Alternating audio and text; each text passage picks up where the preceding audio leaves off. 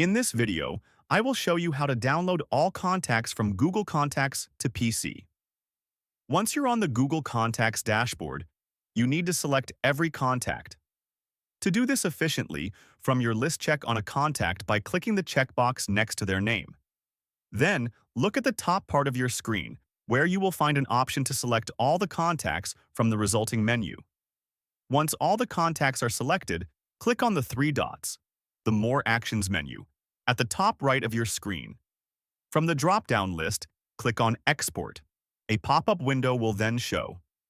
In this pop-up are your options for exporting. The destination application often determines the format, and for maximum compatibility with many desktop applications, you will select CSV for Outlook only. Then click on Export. It will now automatically download your contacts in a single CSV file onto your computer, providing you with a complete offline backup of your address book. And that's how to download all contacts from Google Contacts to PC.